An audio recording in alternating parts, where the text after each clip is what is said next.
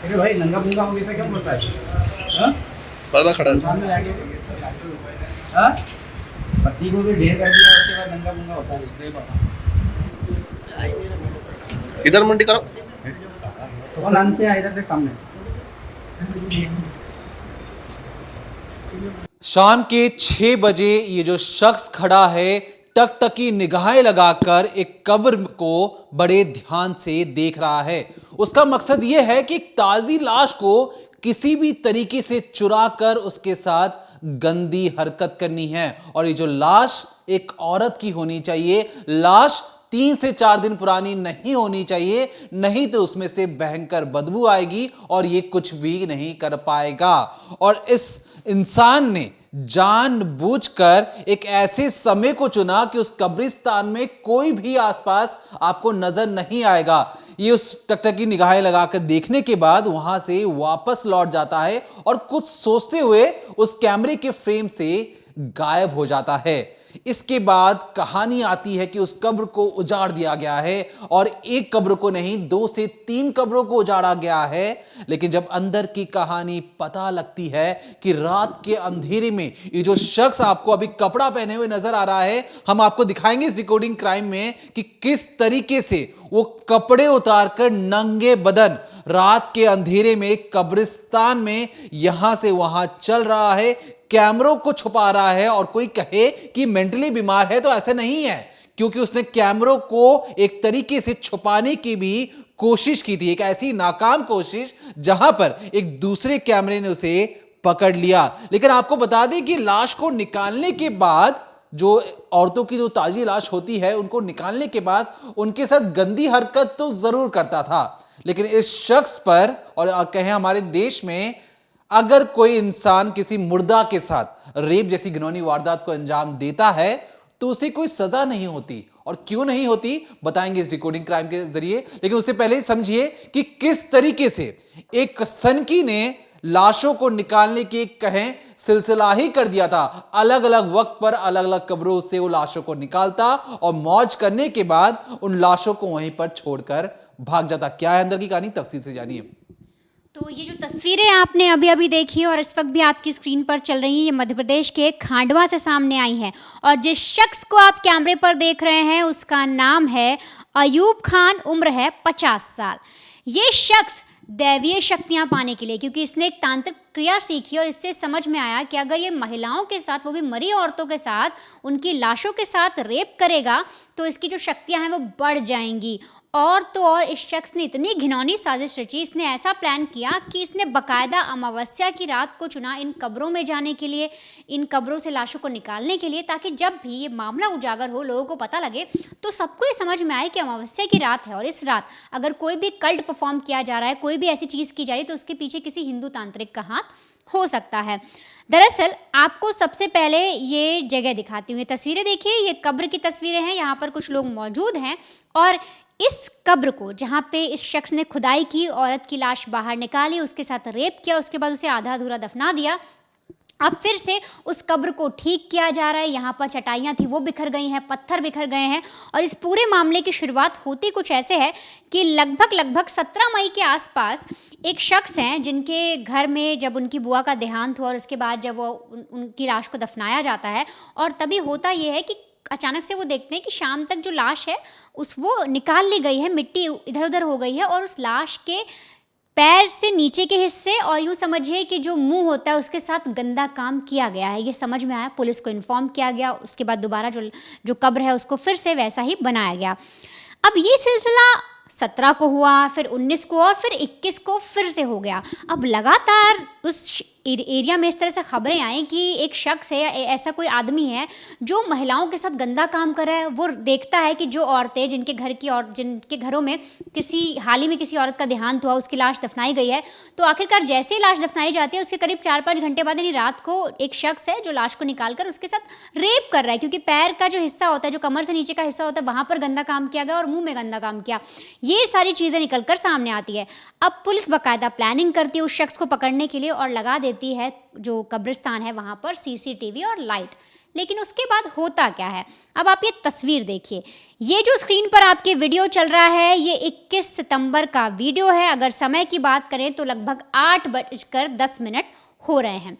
इस वक्त आप खुद देखिए कि जो कब्रिस्तान है काफ़ी शांत पड़ा हुआ है क्योंकि रात का मामला है, और तो और एक लाइट जो है वो भरपूर चमक रही है। यही वो लाइटें हैं कि जब जिस तरह से मामला सामने आया, जब लोगों ने शिकायत की पुलिस में, तो पुलिस ने चेक करने के लिए कि आखिर कौन सा वो शख्स है जो इस तरह से अंदर आकर औरतों के साथ गलत काम कर रहा है, तो बाकायदा कब्रिस्तान में लाइटें लगाई गई और कई सारे CCTV लगा दिए गए जिसमें से कुछ छुपे थे और कुछ दिख भी रहे थे। अब आप इस वीडियो को देख रहे हैं, तो इस वीडियो में आगे जब बढ़ेंगे तो करीब 8:15 पर और 40 सेकंड के पास आपको ज़रा सी हलचल होती दिखाई देगी। कहाँ पर? जहाँ पर आप नोट करिए जो 21 सितंबर और टाइमिंग लिखा हुआ है उसी के कुछ नीचे आपको हल्की सी हलचल होती नजर आएगी। अगर गौर करेंगे तो आपको एक शख्स दिखेगा, लेकिन जब तक के लिए एक ऐसा कुछ लग रहा है कि शायद किसी पत्ते की सरसराहट हुई है या कोई जानवर उधर से गुजरा है। कोई भी ऐसी हलचल आपको उस जगह पर नज़र आएगी। अब जैसे ही CCTV थोड़ा आगे बढ़ता है तो इसमें दिखेगा, क्योंकि हमने इस CCTV को बाकायदा बहुत गौर से देखा है, इसे समझने की कोशिश की है, उसी तरह से मैं आपको भी समझाने की कोशिश कर रही हूँ कि जैसे ही समय थोड़ा बीतता है ये शख्स थोड़ा सा आगे बढ़ने की कोशिश कर ही रहा होता है कि इसकी नज़र पड़ती है कि सामने CCTV कैमरा और साथ ही साथ लाइट बहुत तेज़ है। अब इसको समझ में आता है कि जैसे ही ये आगे बढ़ेगा, क्योंकि जब तक अंधेरे में है तब तक तो बिल्कुल हल्की सरसराहट हो रही है, जैसे मैं आपको बता रही हूँ कि सिर्फ ये लग रहा है कि शायद कोई मौजूद है। कौन मौजूद है ये पहचान पाना बहुत मुश्किल है। तो ये भी यहाँ पर सोच लेता है कि जैसे ही ये लाइट में आएगा तो पूरी तरीके से इसका चेहरा दिख जाएगा, CCTV में कैप्चर हो जाएगा और जो इसकी बाकायदा एक साजिश थी, जिस तरह से एक महिलाओं के साथ कर रहा था, उसका पर्दाफाश हो जाएगा। और इसीलिए ये बड़े ही आराम से, आप अगर इसे नोटिस करेंगे, 8:15 पर जो पेड़ बने हुए हैं, जो बहुत सारे कब्रिस्तान में झाड़ लगी हुई हैं, उसी के पीछे से जंगल की तरफ, अपनी समझिए उसके पीछे से गली में भागने की कोशिश करता है उस कब्रिस्तान में, और फिर वहीं से पीछे वो उस एरिया को क्रॉस करने की कोशिश करता है ताकि वो CCTV की नज़र में ना आए, मतलब पेड़ों से बचकर वो अंदर निकलता है। और फिर जैसे ही आगे हम बढ़ेंगे, जैसे ही हम थोड़ा सा आगे बढ़ जाएंगे, अगर हम टाइम की बात करें तो 8:16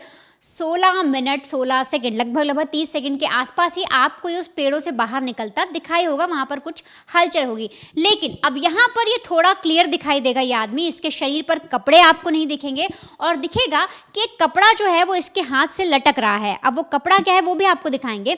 तो ये कपड़ा दिखाई देगा कि इसके हाथ से लटक रहा है और वो कुछ लकड़ी जैसी चीज़ को लेकर उस कपड़े को उसमें फंसा रहा है और फिर सीधे अपना मुँह थोड़ा सा छुपाकर ये जो लाइट है इसे छुपाने की कोशिश कर रहा है, CCTV कैमरे को भी छुपाने की कोशिश कर रहा है और ये अपनी कोशिश में कामयाब भी होता है। दरअसल ये जो अयूब खान है ये बड़ी ही चतुराई से अपना फेस छुपाता है और लकड़ी के जरिए इस पूरी लाइट और CCTV को छुपा देता है और इसके बाद फिर सीधे वहीं से आप देखिए उसी गली की तरफ चल देता है, क्योंकि इसे उस लाश में, जो औरत की जो लाश दफनाई गई थी उस कब्र में, उसको निकाल कर उसके साथ रेप करना था और अपनी दैवीय शक्तियाँ बढ़ाई थी। वो मैं क्यों कह रही हूँ वो भी आपको बताऊंगी। लेकिन अब जो इसने कपड़ा टांगा और जिस जगह पर छुपाया उसकी भी आपको एक तस्वीर दिखाती हूँ। ये देखिए यहाँ पर गाँव के लोग मौजूद हैं खंडवा के, और ये जो कब्र का मेंटेनेंस करते हैं, जो वहाँ पर देखते हैं, उनको सारी चीज़ें समझा रहे हैं कि इन्होंने जिस तरह से लाश वहाँ पर दफनाई थी कब्र में और कोई रात को आकर ऐसी हरकत करके गया, तो CCTV में जो इन्होंने देखा वो बाकायदा बता रहे हैं और साथ ही दिखा रहे हैं कि किस तरह से इसी कपड़े से, जो कपड़ा आप देख रहे हैं और यही लाइट, यही CCTV छुपाया गया था अयूब खान के द्वारा। ये कैमरे पे कपड़ा डाला है, उसको ये पता नहीं था सर कि वो सामने भी एक कैमरा लगा हुआ है, क्योंकि उसकी लाइट नहीं जल रही थी, इसकी लाइट जल रही थी। अब यहाँ तक सारी चीज़ें हो जाने के बाद जब CCTV मिल जाता है, इसके बाद पुलिस को पहली बार एक शख्स दिखाई देता है, जैसा हमने आपको देखा एक अंधेरे में। लेकिन उससे पहले दीपक ने भी आपको एक CCTV दिखाया जो 21 सितंबर की शाम 6 बजे का है, यानी उस वक्त लाइट थी और इस आदमी का चेहरा दिख रहा है। अब उस वक्त क्या होता है कि जब पुलिस उसका और रात वाले CCTV का मिलान करती है तो लगभग चेहरा सेम दिखता है। अब होता दरअसल ये है कि पुलिस की जो टीम है बाकायदा सोशल मीडिया पर हर कहीं, क्योंकि हर एक शख्स चाहता था कि इस आदमी के बारे में पता लगे जो लाशों के साथ गलत काम कर रहा है, तो ऐसे में सोशल मीडिया पे इश्तिहार दिए गए, हर कहीं दिखाया गया कि ऐसा कोई भी आदमी आपको दिखे तो बताइए। तो होता ऐसा है कि पुलिस की टीम में से एक शख्स बोलता है कि सर ये तो रजिस्टर्ड अपराधी है, इसका नाम अयूब खान है और ये हाल ही में जेल से छूटा है।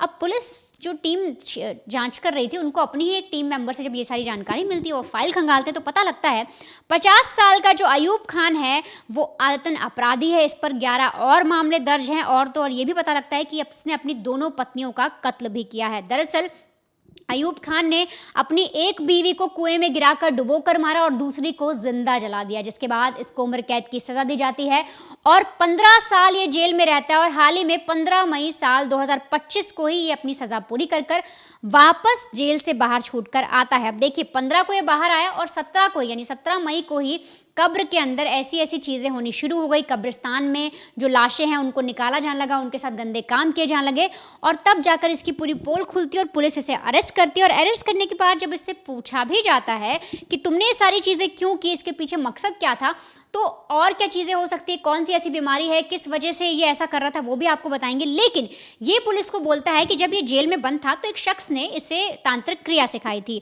और उसी से उसने बताया था कि अगर तुम ऐसा कुछ करोगे, औरतों की लाश के साथ कब्र से निकाल कर उनकी लाशों के साथ रेप करोगे तो तुम्हारी जो पावर है बहुत ज़्यादा बढ़ जाएंगी, और इसलिए ऐसा काम कर रहा था। हालांकि पुलिस को इसने सारी चीज़ें बताई हैं, लेकिन इसके पीछे कुछ और वजह भी हो सकती हैं, किसी और वजह से भी ये शख्स ऐसे जो हरकतें हैं वो कर रहा है क्योंकि वो आदतन अपराधी है। लेकिन जब इसे पुलिस अरेस्ट करती है और इससे पूछताछ की जाती है तो एक बार आप सुनिए कि ये उस वक्त जो मीडिया पर्सन इससे बात कर रहे हैं तो कैसे रिएक्ट कर रहे हैं और मीडिया वालों ने उस वक्त इसे क्या कहा। अरे भाई नंगा पुंगा हो ऐसा क्या बोलता है? हाँ? पर्दा खड़ा है। सामने लाके हाँ? पति को भी ढेर कर दिया, उसके बाद नंगा पुंगा होता है। इधर मुंडी करो। तो नाम से इधर देख सामने। अब यहाँ पर आपको ये लग सकता है कि ये जो अपराधी है बड़ा मासूम है, रिपोर्टर्स इसको छेड़ रहे हैं। छेड़ नहीं रहा कोई, क्योंकि ये जो अपराधी है इतना शातिर है कि जानबूझकर अमावस्या की रात को चुनता ताकि अगर किसी को शक भी हो तो लोगों को ये लगे कि कोई कहें या तो साफ तौर पे कहें कि हिंदू पक्ष का कोई अपराधी होगा जो आकर एक तरीके से तंत्र मंत्र के लिए ये सारी क्रियाएं कर रहा होगा।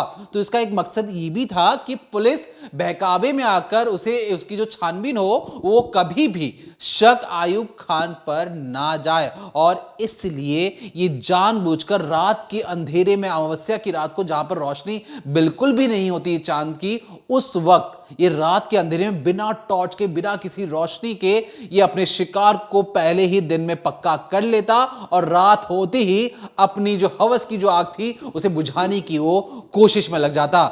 लेकिन जिस तरीके से जब पुलिस समझ ही नहीं पा रही थी कि ये जो शख्स है ये ऐसी हरकत क्यों कर रहा है, इसकी बीवी नहीं है, बीवी की भी मौत हो चुकी है और नंगे बदन होकर ये कब्रिस्तान में कैसे घूम रहा है, क्या इसके अंदर डर भय नाम की कोई चीज है भी या नहीं है।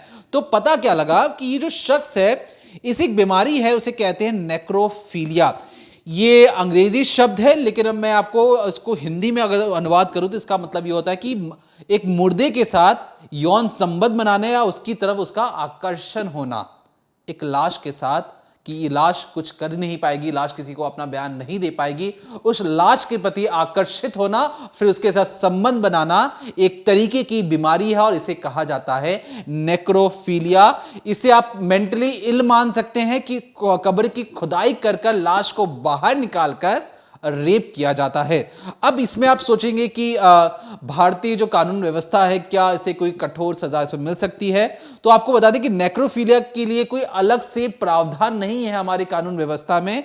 रेप की जो धारा लगती है, दो धारा 375 और 376 जो आईपीसी की जो धारा थी वो सिर्फ और सिर्फ जीवित व्यक्ति पर लागू होती है, मृत इंसान पे नहीं। मैं ऐसा क्यों कर रहा हूं आपको पता लग जाएगा आगे। लेकिन इसमें जो मेन जो दिक्कत हुआ आती है कि अननेचुरल ऑफेंस, मतलब जो नेचुरल चीजें तरीके से नहीं होती है अननेचुरल ऑफेंस माना जाता है। इसमें मृत शरीर को पर्सन नहीं माना जाता और इसलिए ये कानून भी लागू नहीं हो पाता है। मतलब साफ तौर पर अगर जो संविधान जो कानून है वो जिंदा इंसानों के लिए है, जो इंसान इस दुनिया में नहीं है उनके लिए ऐसे कानून नहीं है, तो क्या इसे कोई सजा नहीं होगी? तो देखिए हमारे कानून व्यवस्था में एक धारा जरूर है जो 297 आईपीसी की धारा थी, अब नया कानून आ चुका है, बीएनएस की जो धारा आ चुकी है, तो उसके तहत जो शवों का अपमान करेगा या धार्मिक भावना को जो ठेस पहुंचाने का जो काम होगा उसके तहत कार्रवाई की जा सकती है।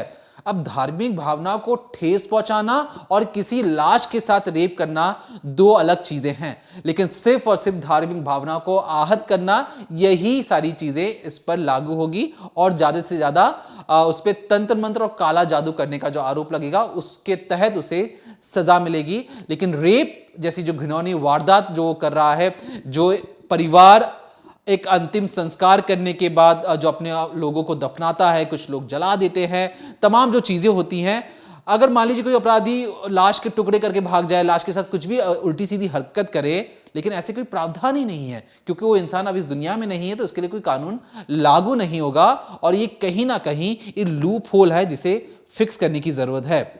अब ये सारी चीजें क्यों आती हैं? क्योंकि जो कर्नाटका हाई कोर्ट और सुप्रीम कोर्ट के एक जो पुराने जो केसेस थे उसमें एक साफ तौर पे कहा गया था कि नेक्रोफिलिया जैसी जो बीमारी है उसके लिए साफ तौर पे कोई कानून व्यवस्था नहीं है और कोर्ट ने कहा था कि इसको लेकर एक अच्छी तरीके से कानून व्यवस्था बनानी चाहिए। लेकिन और चंडीगढ़ की माफ कीजिएगा छत्तीसगढ़ की हाई कोर्ट ने भी एक मामले में मृत महिला के साथ संबंध बनाने को रेप नहीं माना था। तो टोटल 3 कोर्ट हो जाते हैं, कर्नाटका हाई कोर्ट, छत्तीसगढ़ के हाई कोर्ट और सुप्रीम कोर्ट। अब यहां पर अगर आप ध्यान देंगे, अगर आपको याद होगा तो निठारी का जो कांड था उसमें बच्चों महिलाओं की हत्या और शवों के साथ दुर्व्यवहार किया गया था। मतलब किसी इंसान को आपने मार दिया, उसके बाद उसके टुकड़े टुकड़े करके वो जो खा गया, तो एक इंसान मर चुका है, नरभक्षी बन चुका है, लेकिन उसमें भी अब मरने की बाद जो चीजें होती हैं वो एक तरीके से उसके लिए कोई अलग से कानून नहीं बनाए गए हैं। अब इसमें एक और मामला आ जाता है, रंगराजू केस, जो कर्नाटका का मामला है और इसे इसलिए आपको ध्यान से समझने की जरूरत है, रंगराजू केस, क्योंकि रंगराजू का जो केस हुआ था, जो कर्नाटका हाई कोर्ट ने 2030 में इसका जो एक फैसला सुनाया था, रंगराजू पे आरोप था कि उसने एक महिला की हत्या की, फिर उसका रेप किया, मरने के बाद उसके साथ यौन संबंध बनाए और पुलिस ने उस पर जो हत्या का मुकदमा दर्ज किया और बलात्कार का मामला भी दर्ज किया। याद रखिए जो बलात्कार हुआ था वो मरने के बाद हुआ था। अदालत में जब सुनवाई चली तो ट्रायल कोर्ट ने उसे हत्या और रेप दोनों का दोषी माना, मतलब उन्होंने माना कि रेप हुआ है और जो हत्या भी हुई है। लेकिन जब वो अपराधी रंगराजू हाई कोर्ट में जाकर अपील करता है तो हाई कोर्ट में रेप की परिभाषा जो सीधे तौर पे कहा जाता है कि सिर्फ और सिर्फ जिंदा इंसानों के साथ ही अगर कोई दुर्व्यवहार होता है तो उसे रेप माना जाता है। मृत शरीर के लिए एक औरत के साथ जो अगर कोई चीज ऐसी होती है तो उसे रेप नहीं माना जाएगा और इसलिए रंगराजू केस में से उस पर जो रेप का मुकदमा चलना था उसे हटा दिया जाता है, लेकिन उस पर हत्या का मुकदमा जरूर चलता है क्योंकि उसने हत्या की थी। अब अदालत ने जो खास टिप्पणी की उसके लिए आपको ध्यान से सुनना चाहिए। मुर्दे के साथ यौन संबंध बनाना एक घिनौना और अमानवीय काम है। मतलब एक इंसानी दिमाग किस तरीके से सोच सकता है कि एक लाश के साथ या मुर्दे के साथ संबंध बनाना है, यौन संबंध बनाना है। तो इस विकृत मानसिकता को उन्होंने माना कि विकृत मानसिकता है, लेकिन भारतीय कानून व्यवस्था में जो कि पुराना जो कानून था आईपीसी, उसमें नेक्रोफिलिया को अपराध की श्रेणी में नहीं रखा गया है और इसलिए अदालत चाहकर भी आरोपी को रेप का दोषी करार नहीं दे सकती है। ये जो टिप्पणी है, अब ये जो टिप्पणी इसलिए अहम हो जाती है क्योंकि तमाम जो देश में जो कभी ऐसे मामले आते हैं तो हवाला दिया जाता है कि देखिए कर्नाटका हाई कोर्ट ने उस वक्त ये टिप्पणी की थी और इसलिए जनाब आप भी इससे दोष मुक्त कर दें। और कोर्ट ने केंद्र सरकार से अनुरोध किया था कि आईपीसी, उस वक्त जो आईपीसी में बदलाव कर नेक्रोफिलिया को अपराध बनाया जाए। अब कहीं ना कहीं जो उस पर हत्या का मुकदमा दर्ज था तो हत्या हो गई और रेप का जो उस पर जो था उसमें वो बरी हो जाता है। तो ये जो मैं आपको सारी चीजें बता रहा हूं वो इसलिए बता रहा हूं क्योंकि देखिए एक मुर्दे के साथ उसके जो बॉडी, जो लाश या जो जिस किसी की भी वो लाश हो वो अब इस दुनिया को छोड़कर जा चुकी है, लेकिन एक इंसान, हम जानवर नहीं हैं, एक इंसान जो मरे हुए इंसान को रिस्पेक्ट की नजर से देखता है।